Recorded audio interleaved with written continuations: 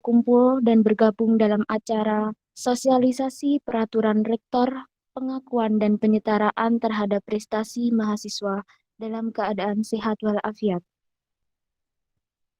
Sebelum memulai acara, saya akan membacakan susunan acara pada pagi hari ini. Yang pertama, pembukaan. Yang kedua, penyampaian materi. Yang ketiga, penutupan. Marilah kita buka dengan membaca basmalah bersama-sama. Bismillahirrahmanirrahim. Acara selanjutnya, penyampaian materi oleh Bapak Galang Surya Gumilang, Magister Pendidikan. Kami persilahkan.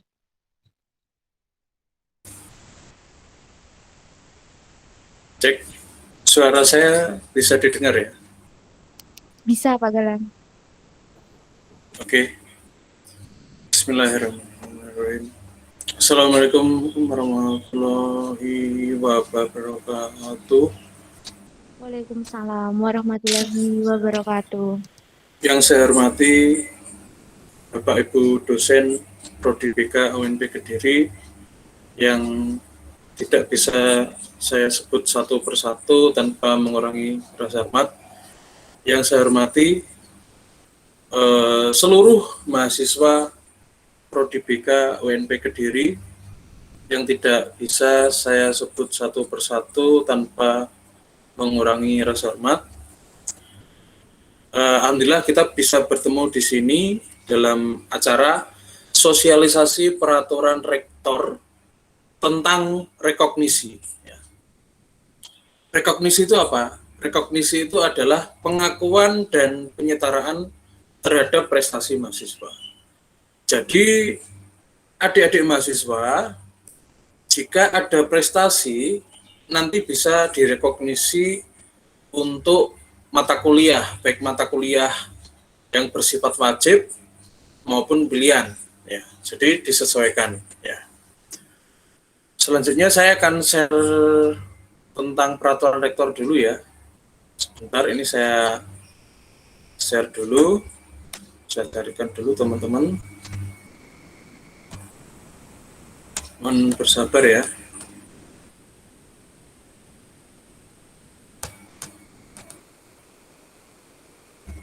Nah ini sudah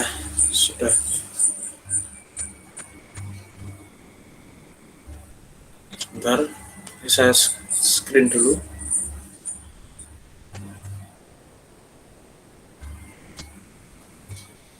Oke, sebentar.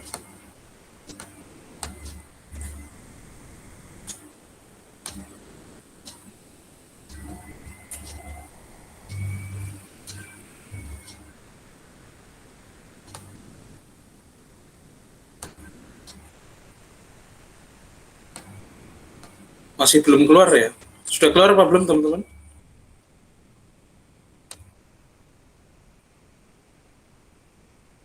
Nah ini sudah nampak teman-teman di di screen teman-teman, apakah sudah nampak? Sudah, Pak. Sudah ya. Sebentar, ini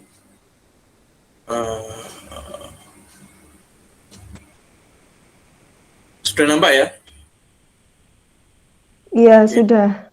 Oke. Jadi terkait dengan prestasi mahasiswa itu ada pengakuan dan penyetaraan. Jadi ada rekognisi akademik. Di peraturan rektor nomor 0336/UNP-KD/Romawi 4/2020 tentang rekognisi akademik. Ya. Jadi tujuan universitas menyusun peraturan ini, ya, peraturan rektor ini ya, adalah untuk mengapresiasi lembaga terhadap capaian mahasiswa dalam bidang penalaran keilmuan, bakat, minat, dan seni.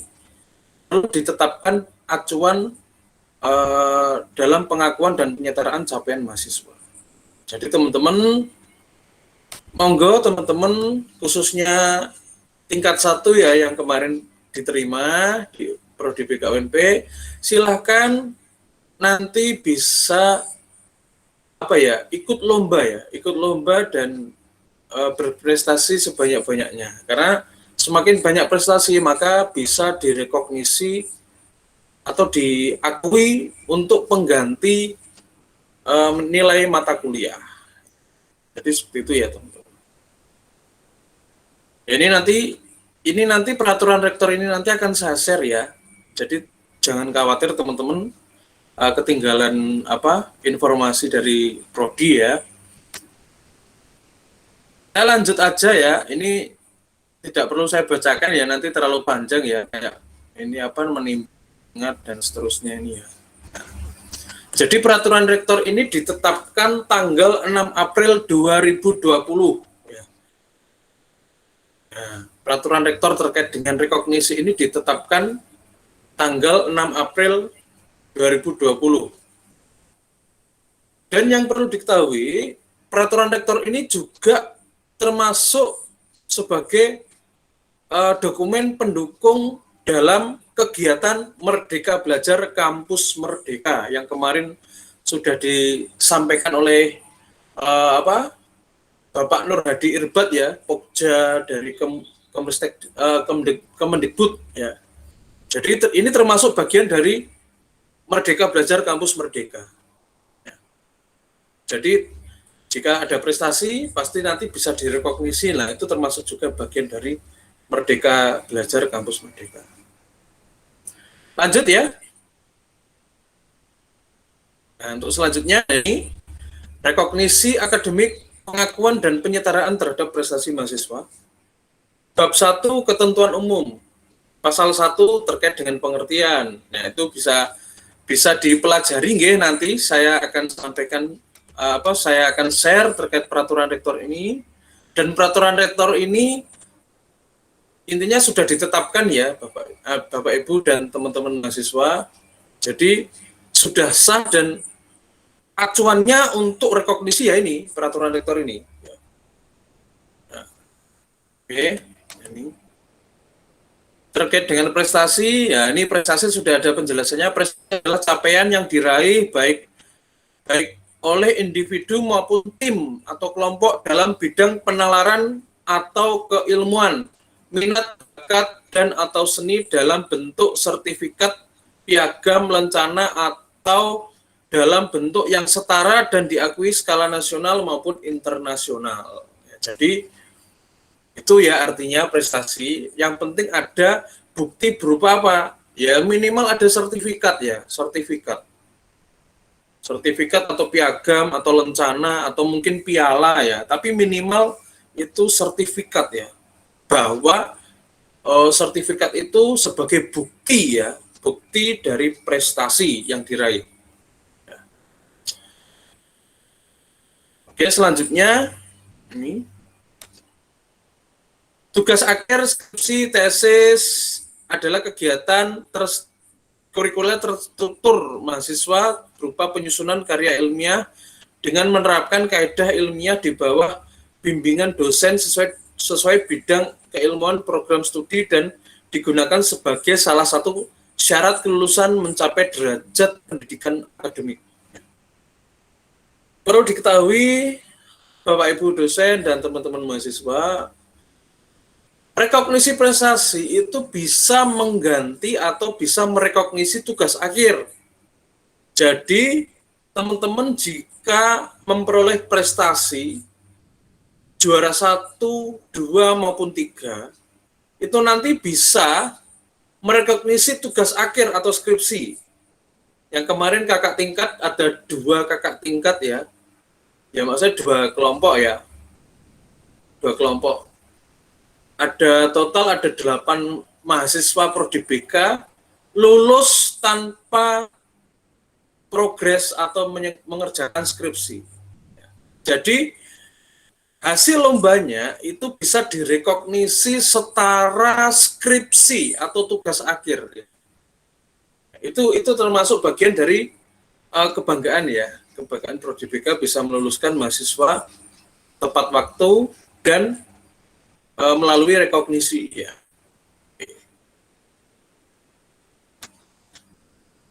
termasuk kuliah kerja nyata ya teman-teman, atau KKN. Nah, terkait dengan KKN ini ya, misalkan teman-teman ada proyek ya, proyeknya itu berupa pengabdian masyarakat di desa, ya entah itu misalkan mendirikan sekolah apa, mungkin apa ya, bekerja sama dengan lembaga di desa untuk mendirikan lembaga dan lain sebagainya.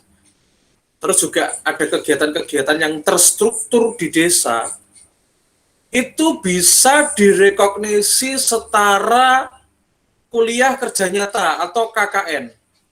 Karena KKN itu kan memang alokasinya kan di desa. Itu yang kedua. Yang ketiga adalah magang. Magang adalah kegiatan kurikuler terstruktur mahasiswa dengan alokasi waktu tertentu yang bertujuan meningkatkan kompetensi profesional, pedagogi, sosial, dan kepribadian melalui kegiatan survei sekolah di sekolah mitra, baik pada kegiatan pembelajaran, manajemen sekolah, maupun peran serta masyarakat,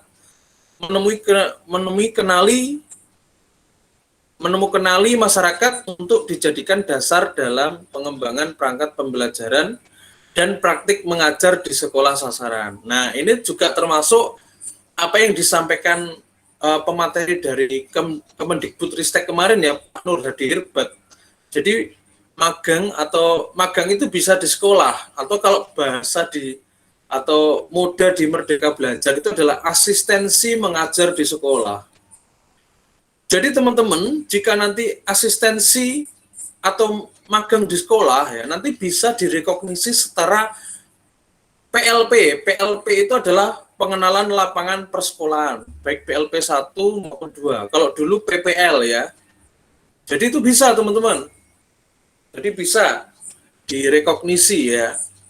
Jika teman-teman nanti memilih ada yang memilih magang atau asistensi mengajar di sekolah.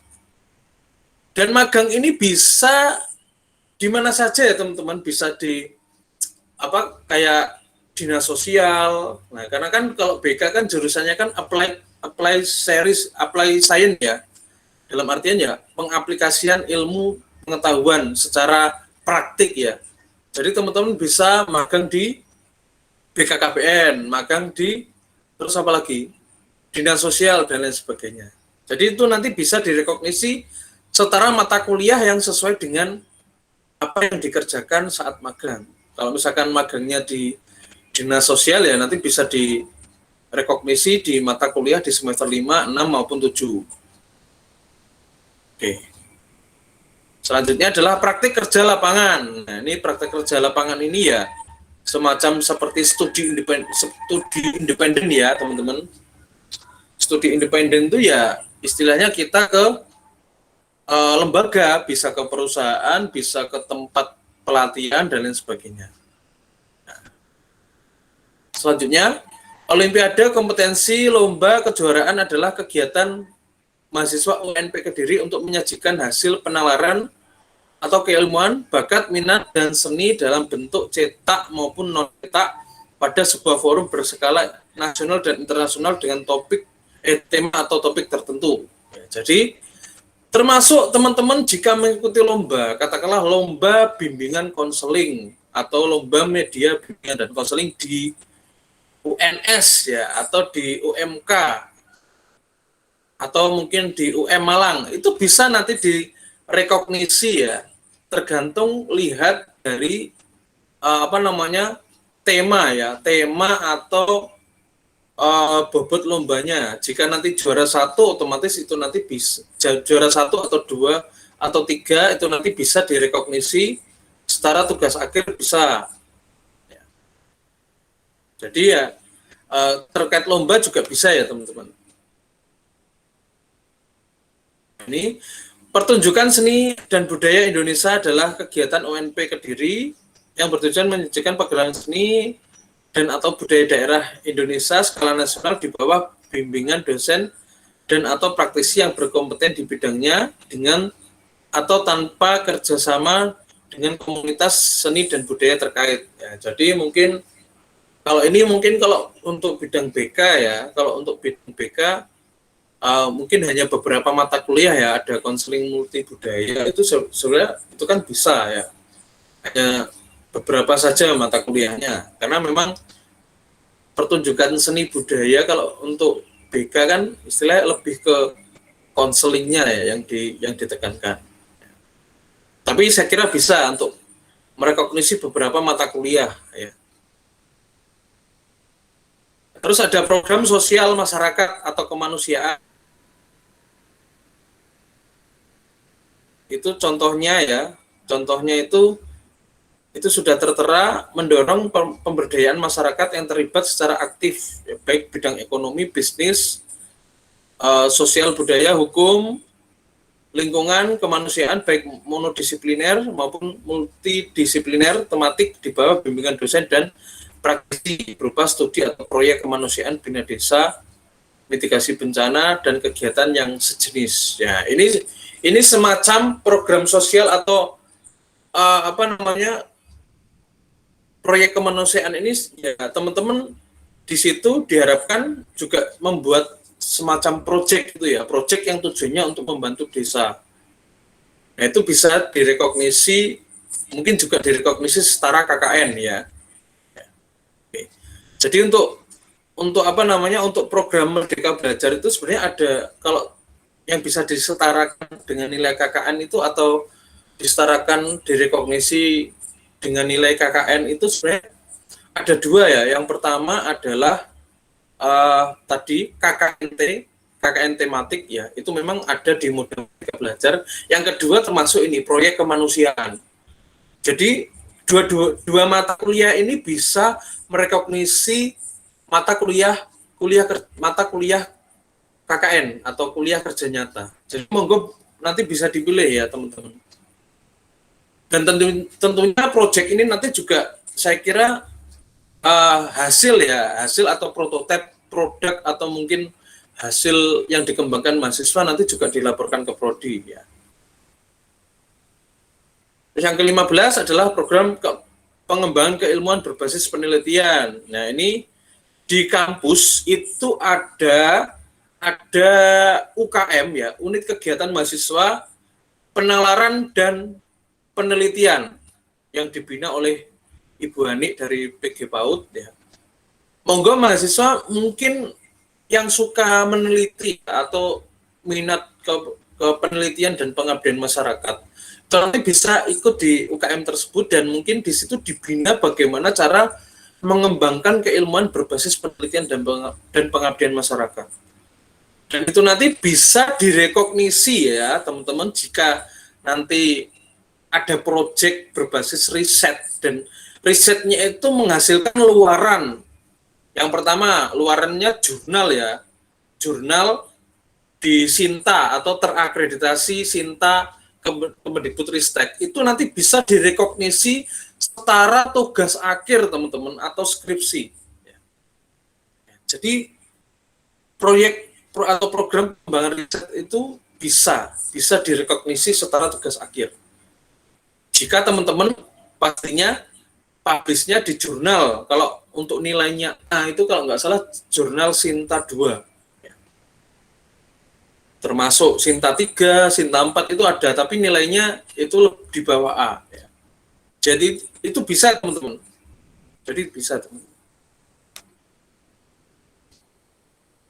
Yang ke-16 ya adalah program pengembangan wirausaha. Nah, ini juga termasuk bagian dari implementasi Merdeka Belajar Kampus Merdeka. Jadi monggo teman-teman jika ada punya usaha mungkin usaha yang sudah berkembang, nanti bisa direkognisi untuk mata kuliah kewirausahaan. Direkognisi untuk mata kuliah kewirausahaan. Jika memang usahanya itu berkembang secara mandiri dan bagus ya, artinya bagus itu apa?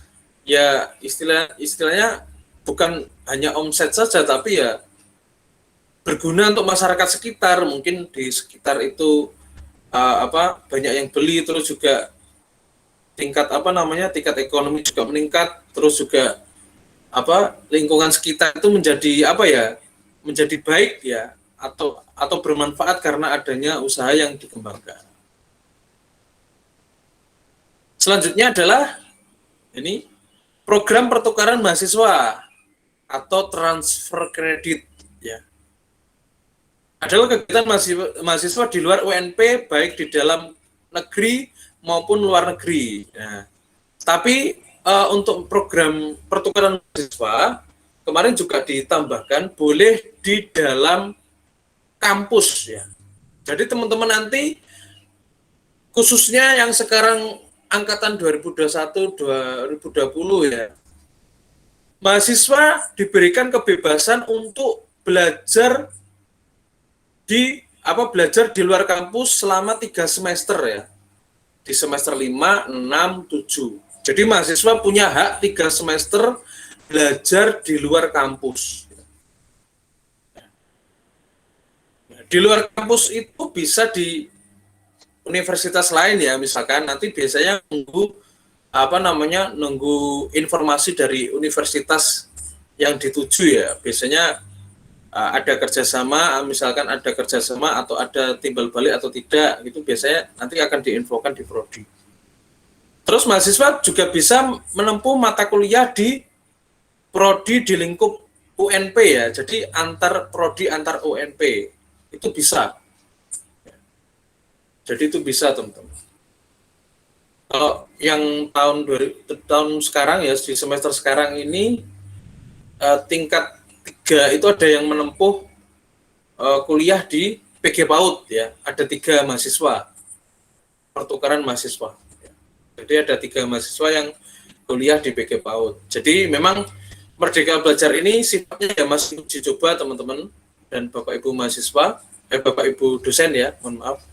Jadi masih uji coba untuk menemukan formula yang tepat ya. Jadi terkadang kan kalau misalkan namanya produk baru atau hasil prototipe itu kalau nggak diuji cobakan itu kan juga tidak kita tidak tahu istilahnya bermanfaat ataupun mungkin mumpuni atau tidak ya. Jadi ini Prodi BK sedang melaksanakan uji coba transfer kredit dengan PG PAUD ya. Tentunya nanti bisa uji coba atau bisa transfer kredit atau pertukaran mahasiswa dengan prodi di luar UNP. Oke. Selanjutnya publikasi ilmiah. Nah, publikasi ilmiah ini adalah diseminasi dalam bentuk penyebarluasan ide, gagasan, hasil penelitian telaah komprehensif oleh mahasiswa UNP Kediri sebagai bidang keilmuan dalam bentuk artikel. Nah, terkait dengan ini ya, terkait dengan publikasi ilmiah, insya Allah minggu depan akan saya sosialisasikan lagi terkait kebijakan tugas akhir di era pandemi COVID. Jadi memang selain rekognisi ini ada pembijakan ya. Perlu diketahui teman-teman mahasiswa dan Bapak Ibu dosen, ada kebijakan terkait dengan tugas akhir. Nah, tugas akhir di era pandemi. Jadi teman-teman mahasiswa itu dimudahkan. Ya. Jadi terkait dengan nomor 18, insya Allah nanti akan saya sampaikan minggu depan ya. Jadi ini insya Allah maraton ya, karena peraturan rektor itu banyak. Dan saya yakin namanya peraturan rektor, kalau sudah disampaikan ke prodi, otomatis harus disosialisasikan. Ya.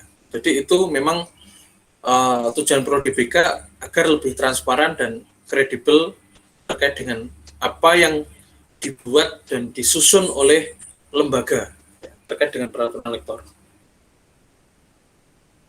Selanjutnya, skala regional adalah keterbatasan peserta minimal 3. Nah, itu nanti bisa dibaca sendiri ya teman-teman. Ada banyak ini, ada 25. Oke. Selanjutnya pasal 2. Nah, ini terkait dengan legalitas ya, legalitas ONP di bawah naungan ya. Jadi nanti bisa dibaca sendiri ya teman-teman mahasiswa dan Bapak Ibu dosen. Terus pada bab 2, rekognisi ya. Rekognisi itu ada definisi rekognisi, Nah, itu nanti bisa disetarakan, itu di poin 2 bisa disetarakan dalam satuan kredit semester ya atau SKS. Jadi rekognisi itu nanti bisa dipakai atau bisa disetarakan untuk mata kuliah ya. Baik mata kuliah itu mata kuliah yang bersifat wajib pilihan ya, atau tugas akhir ya, tugas akhir itu bisa direkognisi. Nah, ini ruang lingkup rekognisi ya, pasal 4 ya. Nomor 1 adalah rekognisi berlaku untuk penyetaraan sebagai berikut. Yang pertama, poin A adalah tugas akhir, baik skripsi, tesis, dan tugas akhir. Kalau tugas akhir kan untuk D3 ya. Kalau S1 kan skripsi, kalau S2 tesis. Poin B adalah KKN, kuliah kerja nyata. Jadi bisa tadi yang saya jelaskan, ada 2 skema di dalam Merdeka Belajar. Yang pertama adalah KKNT. KKNT itu singkatan dari kuliah kerja nyata tematik ya. Tematik itu pastinya ya di desa, sama. Terus yang kedua adalah proyek kemanusiaan. Nah, proyek kemanusiaan ini juga nantinya diproyeksikan di desa. Jadi nanti bisa, keduanya ini bisa untuk merekognisi KKN. Jadi tinggal pilih mana ya. Jadi kalau dua-duanya ya nanti terlalu berat ya, teman-teman mahasiswa, dipilih salah satu saja. Namanya Merdeka Belajar kan tidak harus dua-duanya, itu namanya tidak merdeka. Ya. Jadi disesuaikan dengan kemampuan ya teman-teman. Monggo bisa memilih KKN, bisa transfer kredit, silakan. Yang ketiga atau poin C adalah magang. Nah, ini yang tadi sudah saya jelaskan, bisa magang di BNN, Badan Narkotika Nasional. Dan hasil magang itu nanti bisa direkognisi setara mata kuliah apa. Ya, yang jelas mata kuliahnya itu nanti bisa direkognisi di mata kuliah semester 5, 6, 7. Ya. Praktik kerja lapangan, nah ini PKL. Ya. PKL ini berkaitan dengan apa ya? Yaitu tadi apa? Kalau sekarang itu PLP ya, pengenalan lapangan persekolahan, atau kalau dulu PPL.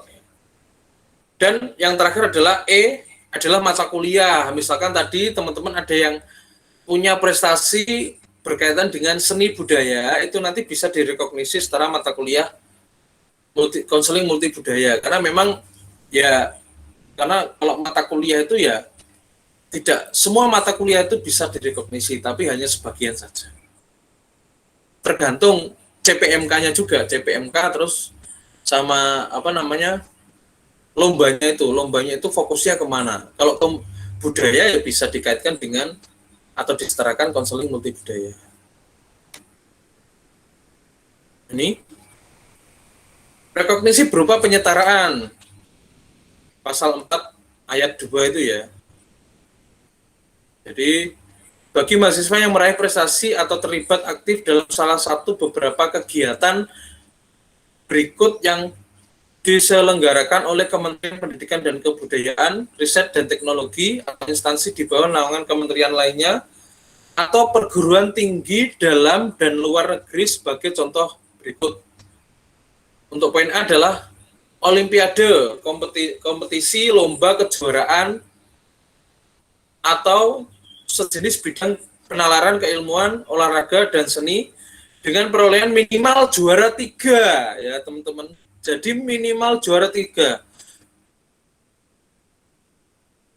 Jadi juara 1, 2, dan 3. Minimal juara 3. Maksimal pasti juara 1 ya. Ini.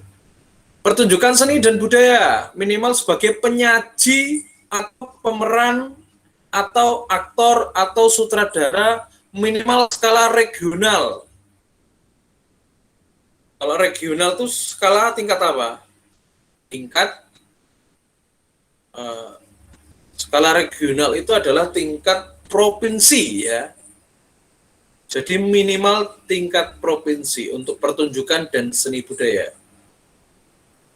Poin C adalah program sosial masyarakat atau kemanusiaan, minimal sebagai relawan, peserta, penyuluh, atau sejenisnya, skala nasional atau kebencanaan skala regional.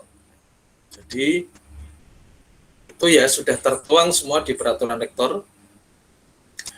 Poin D adalah program pengembangan keilmuan berbasis penelitian dan pengabdian kepada masyarakat.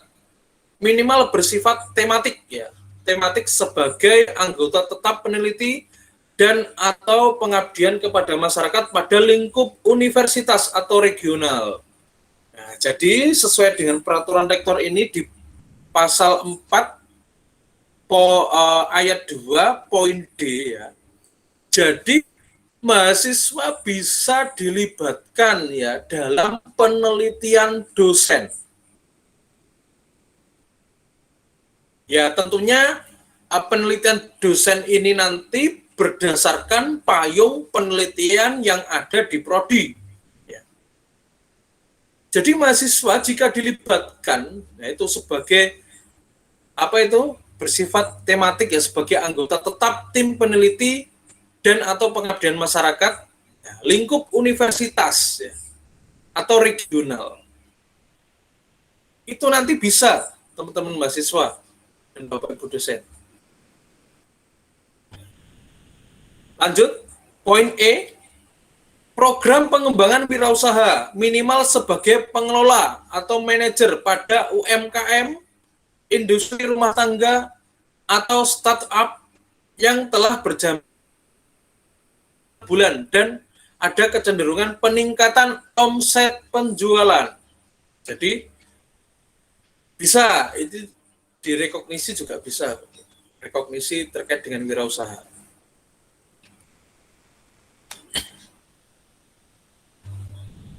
Poin F, program pertukaran mahasiswa minimal selama 3 bulan di kampus nasional dengan peringkat yang sama atau akreditasi, atau kurang dari 3 bulan untuk skala internasional. Nah, ini yang terkait dengan tadi yang saya sampaikan, pertukaran mahasiswa bisa di dalam kampus maupun di luar kampus ya. Jadi rekognisinya ya pasti sesuai dengan mata kuliah yang mata kuliah yang disepakati ya. Pastinya namanya mau ada rekognisi transfer kredit ya, itu nanti pasti ada kesepakatan antara prodi A sama prodi B ya.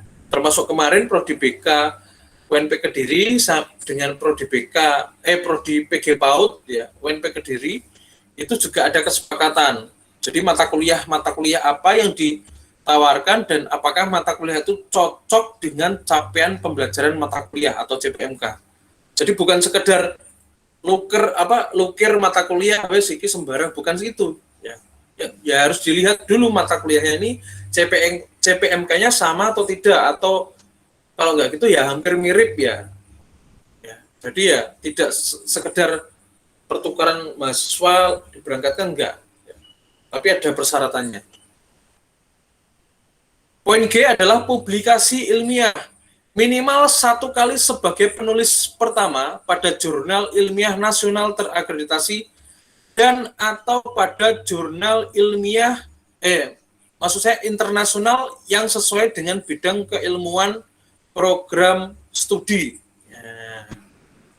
Jadi publikasi ilmiah bisa teman-teman. Nah, ini terkait dengan publikasi ilmiah akan saya sampaikan minggu depan berkaitan dengan surat edaran rektor terkait dengan kebijakan tugas akhir di era pandemi. Ya. Karena ini kan masih pandemi, jadi insya Allah masih tetap berlaku. Oke. Lanjut bab 3, usulan. Nah, ini pasal 5, ketentuan pengusul. Yang pertama adalah pengusul adalah mahasiswa aktif. Ya. Mahasiswa aktif dibuktikan dengan apa? Ya, screenshot di PD Dikti. Ya. Jadi monggo, mungkin ada mahasiswa yang punya prestasi tapi belum registrasi atau daftar ulang, silakan segera daftar ulang agar bisa diproses oleh Biro Administrasi Akademik. Ya.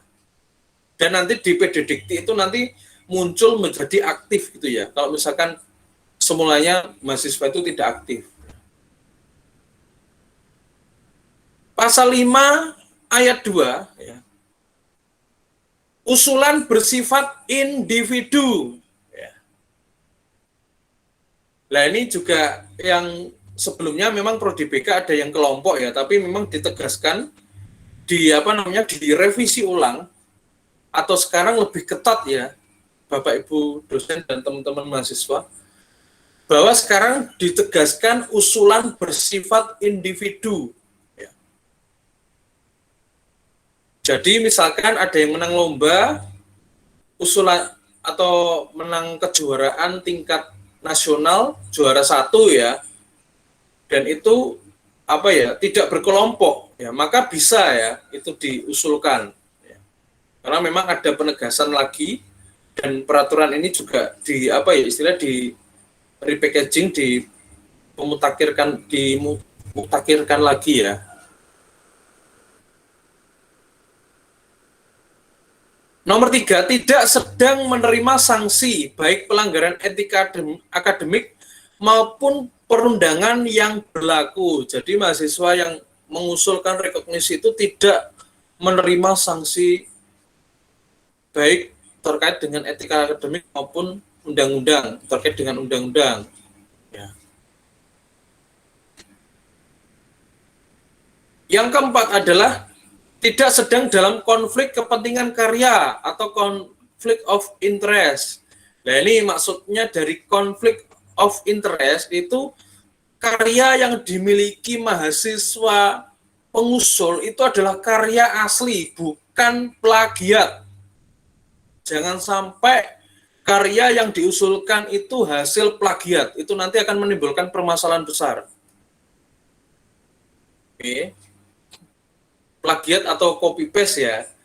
Jadi mahasiswa mulai sekarang saya ingatkan, copy paste itu berawal dari hal terkecil.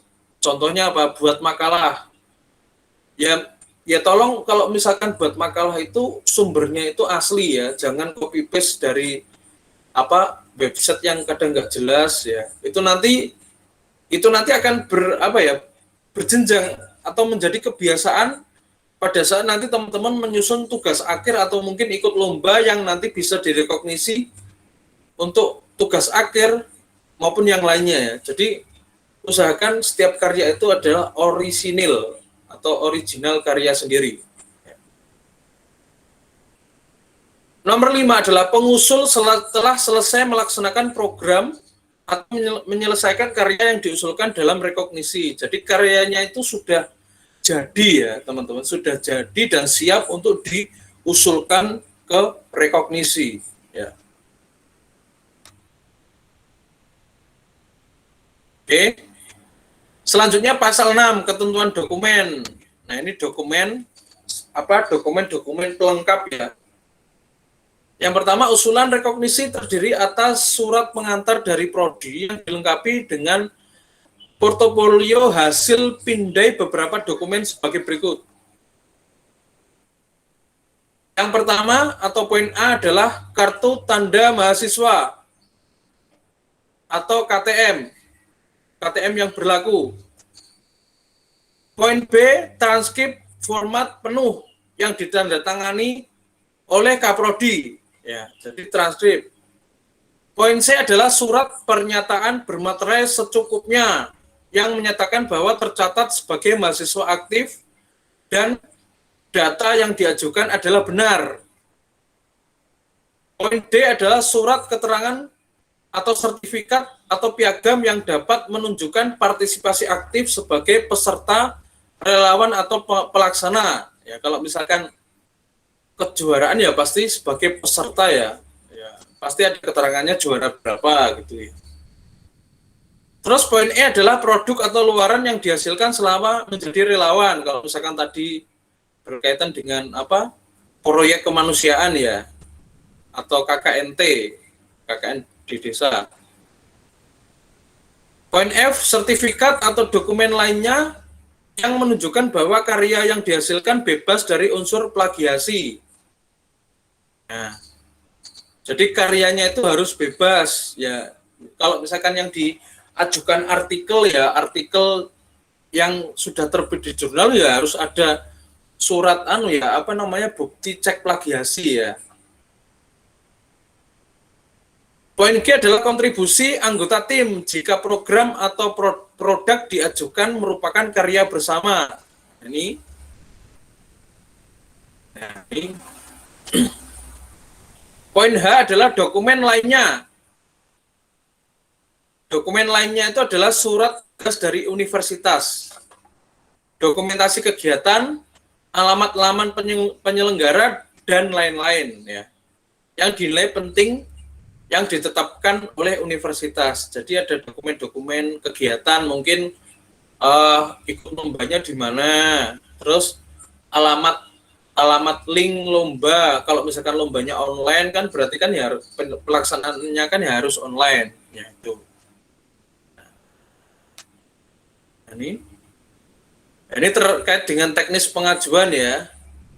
Pasal 7, pengajuan usulan rekognisi dilakukan sesuai jadwal dan syarat yang telah diterbitkan oleh universitas. Ya, jadi ada edaran tersendiri dari universitas, terutama yang dibuat oleh wakil rektor 1 atau wakil rektor bidang akademik.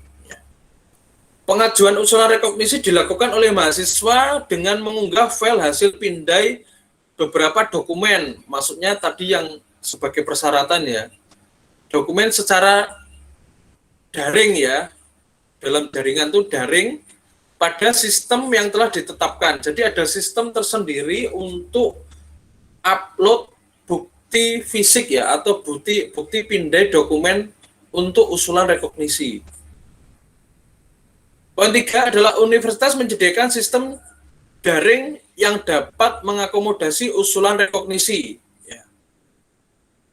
Ya. Yang keempat adalah sistem sebagaimana dimaksud pada pasal 7 ayat 3. Jadi dikelola dan dikembangkan oleh universitas melalui UPT, layanan terpadu dan protokoler. Jadi semua pengajuan itu sudah dirumuskan dan ditetapkan oleh universitas. Jadi nanti teman-teman tinggal menunggu edaran atau surat resmi atau edaran resmi dari universitas. Jadi biasanya ada jadwal rekognisi, termasuk juga biaya pembayarannya berapa, itu sudah ada semua. Nah ini, program atau kegiatan dilaksanakan oleh tim. Ya. Lebih dari 1 orang dapat diklaim oleh setiap anggota tim sesuai bobot kinerja. Ya, jadi itu ya teman-teman mahasiswa dan Bapak Ibu dosen. Bab 4, tim penilai dan penilaian. Pasal 8, pembentukan tim. Rektor membentuk tim penilaian usulan rekognisi atas rekomendasi ketua program studi ya. Jadi nanti prodi membentuk tim ya. Ada timnya, ada beberapa orang ya nanti ya timnya itu ya. Poin yang kedua adalah masa tugas tim penilaian adalah 1 semester aktif ya. Jadi rekognisi ini ada di setiap semester ya teman-teman mahasiswa. Jadi tidak tahunan tapi setiap semester ada. Tim bersifat independen namun harus mampu mempertanggungjawabkan hasil penilaian beserta rekomendasi kepada rektor. Jadi tim yang dibentuk oleh UPPS atau fakultas melalui rekomendasi program studi, ya, ketua program studi, itu bersifat independen, tidak memihak. Ya. Jadi sesuai dengan isi ya. Kalau misalkan hasil lombanya kurang begitu bisa direkognisi ke katakanlah ke skripsi ya, berarti ya harus ada syarat tambahan. Bisa lulus tanpa skripsi tapi ada syarat tambahan ya, yang kemarin terjadi seperti itu ya teman-teman. Jadi ada syarat tambahan, mungkin bisa menerbitkan artikel di jurnal dan lain sebagainya, bisa dihak ciptakan atau bisa dihaki dan lain sebagainya, atau dipatenkan dan lain sebagainya. Poin 4, rekognisi dilakukan setiap UPPS dengan susunan tim penilaian sebagai berikut. Ada dekan, ada kaprodi, ada unit penjamin mutu, ada 1 dosen program studi. Nah, jadi ada 4 ya, tim penilainya ada 4. Meskipun tim penilainya itu adalah paling mayoritas adalah dari prodi yang bersangkutan ya. Kalau di BK ya dari prodi BK. Itu tetap bersifat independen ya, tidak memihak. Jadi tidak ada seperti ini ya teman-teman di dalam di dalam ini tidak ada kata oh kamu mahasiswa kesayangan saya, kamu akan saya luluskan. Tidak ada seperti itu. Jadi sifatnya independen ya. Kalau bilang istilah kalau bilang bagus ya bagus, kalau bilang jelek ya jelek ya. Jadi independen ya, tidak memihak. Selanjutnya pasal 9, ruang lingkup kerja, pelaksanaan dan monitoring kerja. Nah, ini monitoringnya tetap nanti ada dari universitas ya. Ada dari universitas. Dan selanjutnya untuk teknik penilaian ya nanti bisa dibaca sendiri ya. Sebenarnya untuk fokus ke mahasiswa itu sebenarnya fokusnya ke tadi ya ke yang paling atas ya. Kalau yang ini nanti sudah ranahnya itu sudah ke prodi nanti.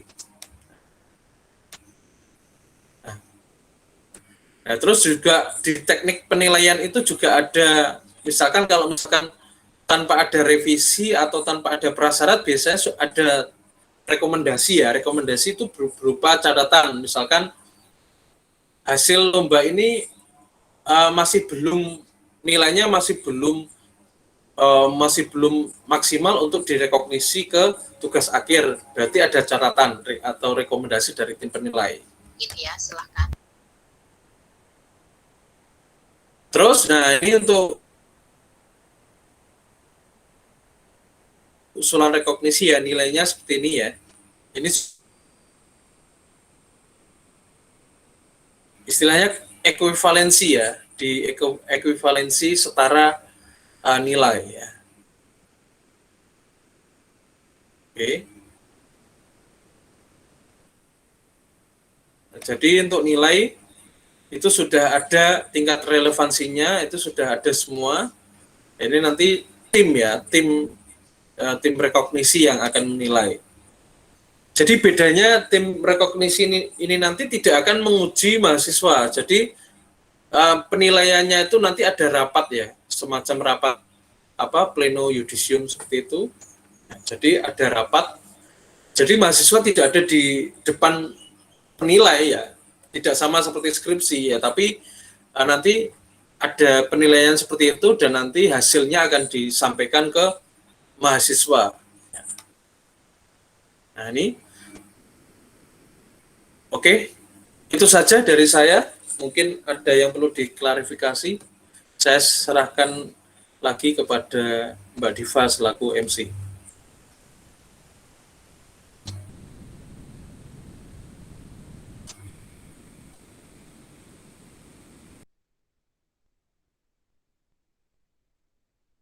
Monggo Mbak Diva.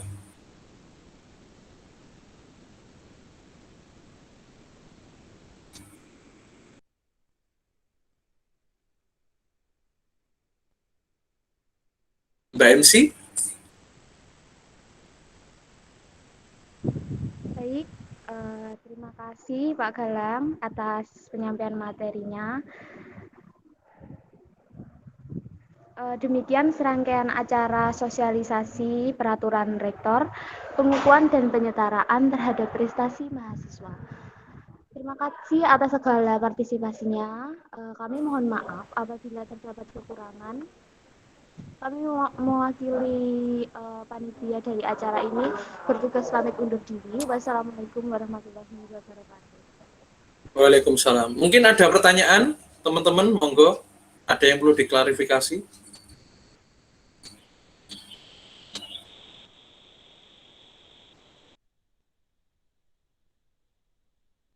Monggo teman-teman, ada yang ditanyakan?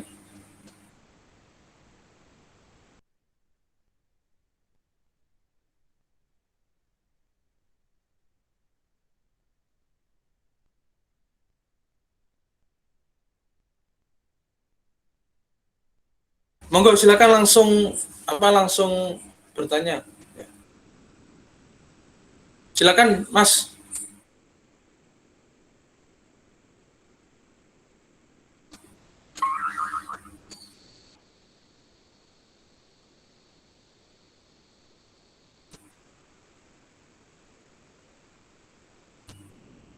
Monggo Mas Alek, silakan bertanya.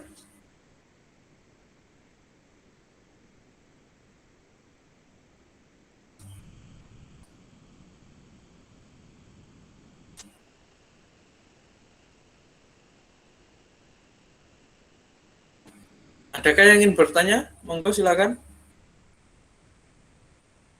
Ini Mas Alek ingin bertanya, monggo.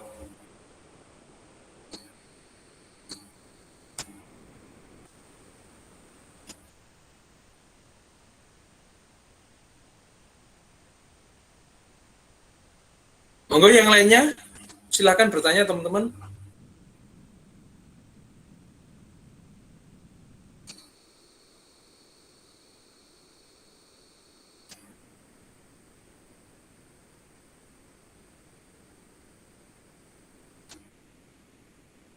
Ya Mbak Dinda, silakan. Iya Pak, terkait KKN itu, kalau semisal kita mengikuti acara misalnya di gereja ada pengobatan gratis, itu kita terjun langsung di situ apa sudah bisa dikatakan kita bisa mengikuti KKN? Oke, baik. Terima kasih Mbak Dinda atas pertanyaannya. Terkait KKN tadi kan, sebentar saya tampilkan lagi ya. Sebentar saya tampilkan lagi untuk peraturan rektornya. Nah, sudah muncul ya teman-teman.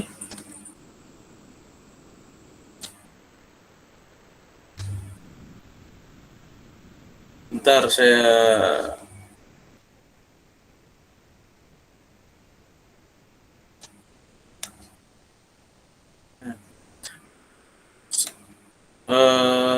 proyek kemanusiaan ya. Nah, ini Mbak Dinda di poin 14 di pasal 1 ya. Pasal 1 ayat 14 itu sudah diterangkan di situ, program sosial masyarakat atau kemanusiaan adalah kegiatan mahasiswa UNP Kediri sebagai salah satu bentuk implementasi Merdeka Belajar dan Kampus Merdeka yang bertujuan mendorong pemberdayaan masyarakat dengan terlibat secara aktif baik bidang ekonomi, bisnis, sosial, terus budaya, hukum, kesehatan, lingkungan, dan kemanusiaan baik monodisipliner maupun multidisipliner. Nah, tematik di bawah bimbingan dosen dan atau praktisi berupa studi atau proyek kemanusiaan, bina desa, mitigasi bencana, dan kegiatan lainnya yang sejenis. Kalau seperti pengabdian tadi, pengabdian di gereja Mbak Dinda ya? Nggih, Pak. Ya intinya pengabdian di gereja ya jangan hanya sekedar mungkin apa ya intinya ada, yaitu tadi masyarakat di situ ya itu diberdayakan ya, jadi diberdayakan aktif ya, jadi semacam membuat apa ya istilahnya prototipe atau mungkin membuat layanan ya, layanan yang ada di gereja. Nah terus dan layanan itu nanti pastinya juga termasuk diproyeksikan untuk kemanusiaan ya, kemanusiaan itu bisa layanan konseling di gereja kan ada kalau nggak salah itu konseling pastoral itu ada ya. Saya juga punya teman yang atau saya juga punya teman yang di gereja juga di Timor Leste, dia juga di sana mengembangkan layanan pastoral di gereja.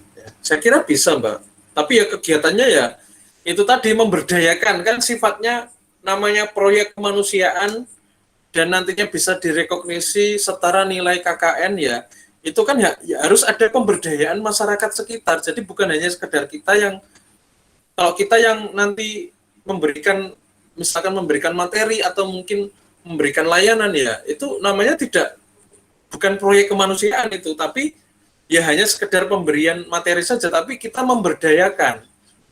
Silakan masyarakat diberdayakan, mungkin membuat apa ya, kayak apa yang namanya kerjasama itu ya, kerjasama diberdayakan. Dan itu kalau bisa setelah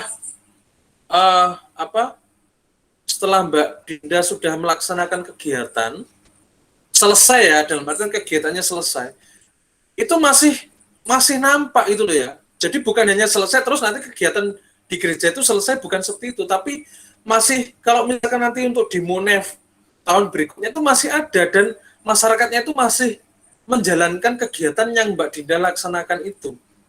Jadi seperti itu Mbak. Jadi nanti pastinya ada form tersendiri terkait dengan bimbingan ini ya. Jadi masih dikembangkan karena Merdeka Belajar itu kan banyak, ada 8 ya. Kemarin sama Pak Nur Hadi ditambah 1 sebagai Merdeka Belajar Kampus Merdeka, itu modalnya yang kemarin ada tambahan 1 yaitu bela negara. Itu juga belum tahu ya, maksudnya bela negara nanti apakah jadi TNI atau bagaimana, saya juga belum tahu. Yang jelas yang ditanyakan Mbak Dinda ini tadi berkaitan dengan proyek kemanusiaan yang nanti hasil dari proyek kemanusiaan atau hasil dari pemberdayaan proyek kemanusiaan yang direalisasikan oleh Mbak Dinda nanti bisa direkognisi setara KKN. Jadi seperti itu. Mungkin ada yang ditanyakan lain, silakan.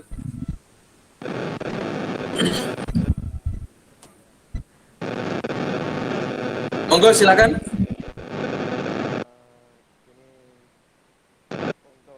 Suara kurang jelas, Mas. Sudah jelas, Bapak. Mungkin bisa diketikkan saja. Memresak suaranya. Tes. Sudah. Ya. Monggo disampaikan. Ya, sudah jelas ya, Pak?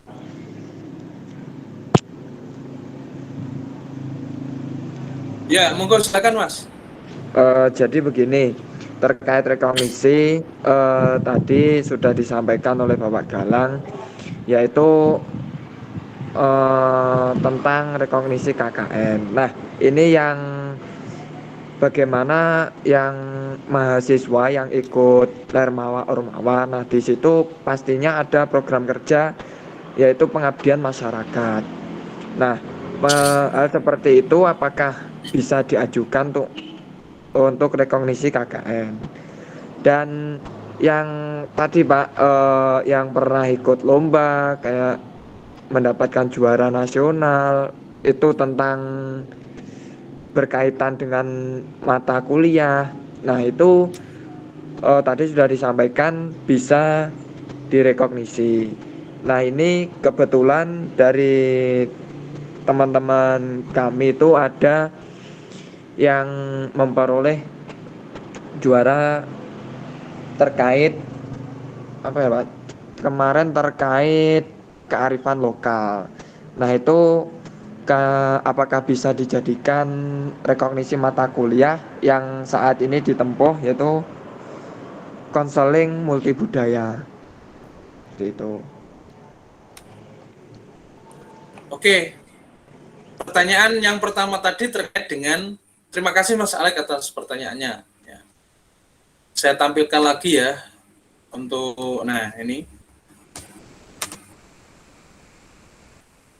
Nah, ini terkait dengan rekognisi ya, rekognisi KKN atau proyek kemanusiaan ya. Kalau yang di sini di poin 14 itu ada proyek kemanusiaan. Nah, ya intinya kalau misalkan di Ormawa Lemawa ada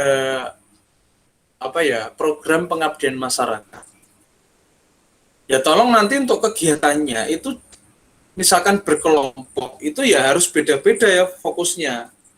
Nah, misalkan dibuat ya, misalkan ada yaitu yang mengadakan kan Himaprodi atau mungkin Ormawa yang lain ya. Nah, itu kan nanti topiknya kan berbeda-beda. Topiknya berbeda-beda, jangan satu kelompok banyak, karena tadi usulannya bersifat individu, Mas.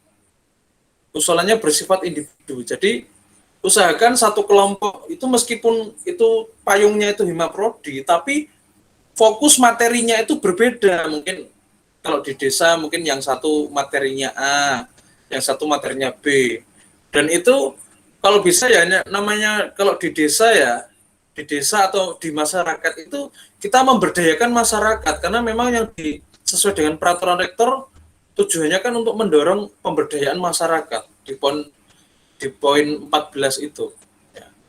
Dan nantinya setelah selesai kegiatan pengabdian masyarakat itu nanti bukan hanya selesai saja, tapi ya masih ada tindak lanjut gitu loh. Jadi masih ada apa namanya bekasnya, dan apa yang sudah dijalankan itu masih diberdayakan oleh masyarakat atau masih dipakai, itu baru yang namanya implementasi KKN ya. Atau tadi bisa kalau untuk programnya kan proyek kemanusiaan ya, atau KKNT ya. Itu nanti bisa direkognisi setara KKN. Jadi bukan hanya sekedar saya melaksanakan pengabdian masyarakat ke desa, memberikan materi, misalkan materi bahaya pernikahan dini. Bukan hanya itu. Kalau itu kan itu namanya bukan pengabdian ya. Itu pengabdiannya secara hanya memberikan materi, tapi kalau pengabdian ya jelas harus apa yang dibuat itu nanti tetap diberdayakan masyarakat, tetap dipakai, dan masyarakat tetap menggunakan itu baru pengabdian. Jadi bukan sekedar hanya memberikan materi, nanti gini, materinya isinya gini, sudah selesai, sudah cukup, tidak ada tindak lanjut, itu namanya bukan pengabdian. Ya, dan nantinya itu juga, kalau hanya seperti itu ya nanti juga tidak bisa direkognisi setara KKN, karena memang kalau yang di sini kan, di peraturan rektor ini kan mendorong pemberdayaan masyarakat yang terlibat secara aktif. Nah, bidangnya kan banyak, ada bidang ekonomi, sosial, budaya, terus ada kesehatan, lingkungan. Nah, jadi monggo dipilih gitu loh ya. Dipilih, dan kalau bisa, kalau misalkan kelompok ya, kalau tugasnya atau mungkin terjun di desanya itu kelompok, itu ya beda-beda ya poinnya, karena memang usulannya bersifat individu. Ya. Itu yang pertama. Terus tadi terkait dengan mata kuliah konseling multibudaya ya. Ya, itu tadi tergantung usulannya bersifat individu atau tidak. Maksudnya individu itu lombanya itu bersifat kelompok atau individu. Kalau di sini ketentuan pengusul adalah usulan bersifat individu. Berarti kan individu kan istilahnya dia menang lomba secara sendiri atau mandiri, itu baru bisa diusulkan. Nah, kalau sesuai dengan surat peraturan rektor ini loh ya. Ya bisa pastinya kalau misalkan direkognisi setara nilai konseling multibudaya, saya kira bisa. Jadi mahasiswa tidak perlu menempuh mata kuliah konseling multibudaya jika ada lomba yang sekiranya bisa direkognisi untuk mata kuliah konseling multibudaya. Jadi seperti itu Mas Alek. Oke. Menyinggung yang KKN tadi Pak, Oke. Mohon maaf kurang jelas Mas.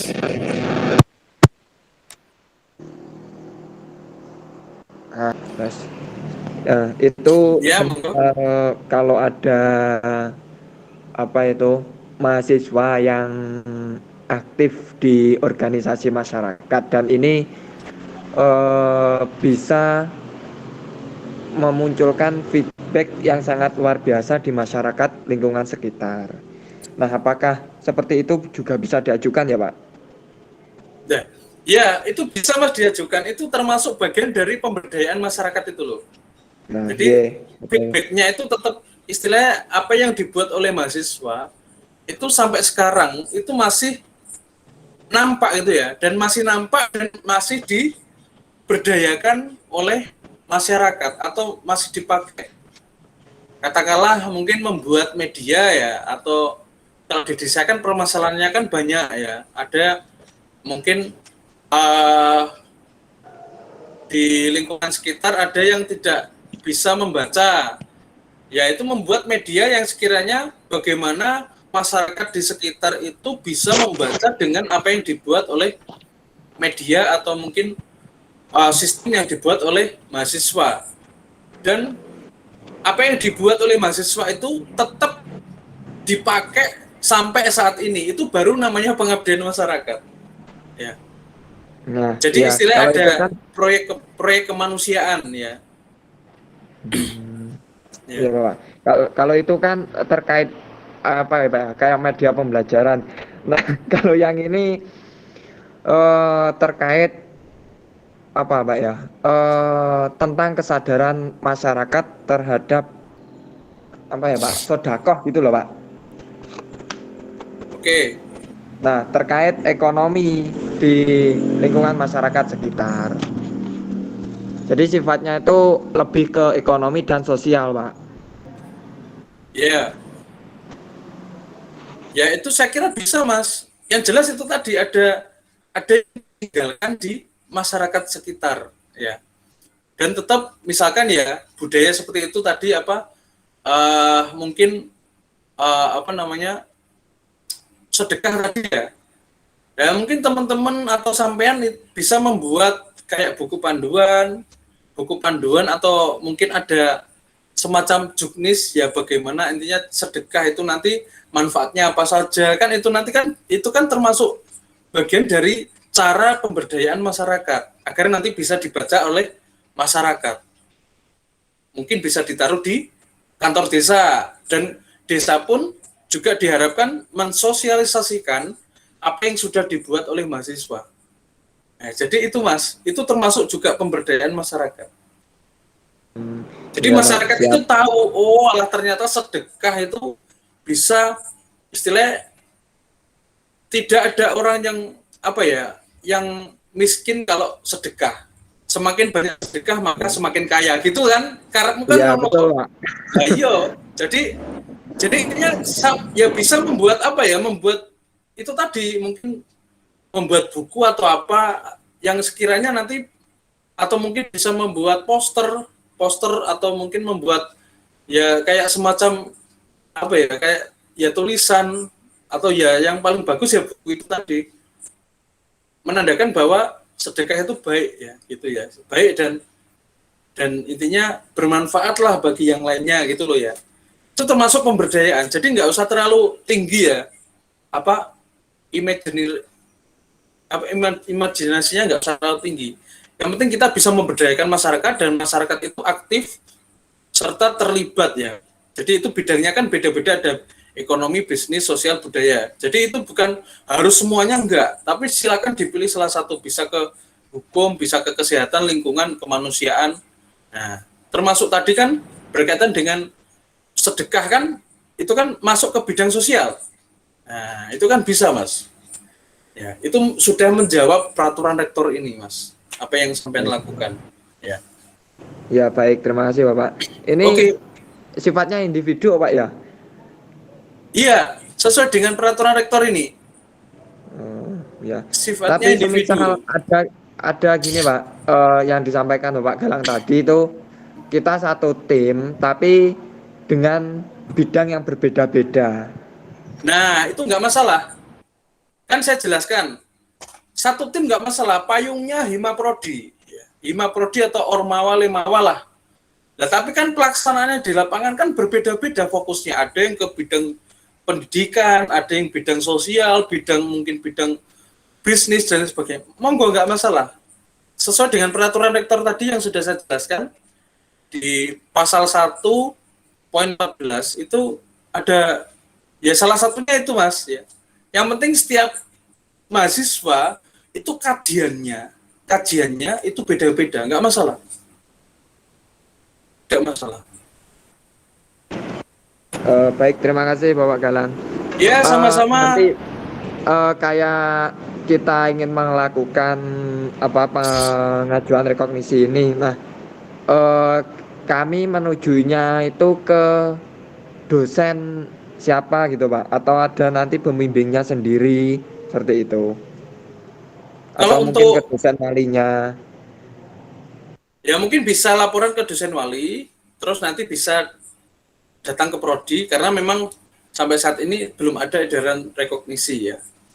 Jadi kalau bisa ya, biasanya edaran rekognisi itu setiap semester ada, dan munculnya itu di akhir semester ya. Kalau bisa sebelum akhir semester ini bisa programnya itu sudah terrealisasikan gitu loh ya. Dan Iya, nantinya betul. di semester 8 kan ada KKN, ya itu tinggal direkognisi gitu. Ya, tidak perlu ikut KKN. Iya, Jadi baik seperti itu, Bapak. Mas. Oke ya. Ya, nanti yang ditakutkan kan dari teman-teman yang ada di prodi BK ini kan banyak teman-teman yang berpotensi Pak, akan tetapi Ya. waktu ingin mengajukan itu sedikit ada keraguan, soalnya ada ketidakenaan, kesungkan dengan dosennya, nah seperti itu. Saya kira nggak masalah, karena memang nanti yang menentukan kan juga dari prodi ya. Terkait dengan dosen bimbingannya itu nanti juga prodi yang menentukan. Oke, baik Pak Galang, terima kasih. Oke, Ini sami-sami. nanti boleh minta di share Pak Galang. Iya, saya share. Setelah ini saya Oh, share peraturan oke. rektornya. Ya. Baik. Oke. Monggo silakan jika ada yang lain. Monggo silakan. Mahasiswa tingkat 1, monggo, jangan malu-malu untuk bertanya.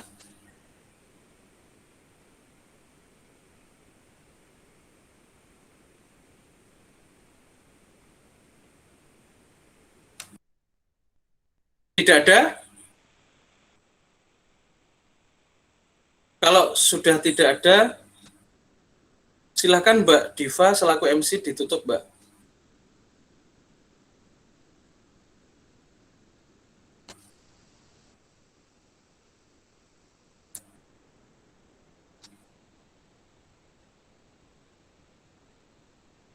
Monggo Mbak Diva, bisa diakhiri.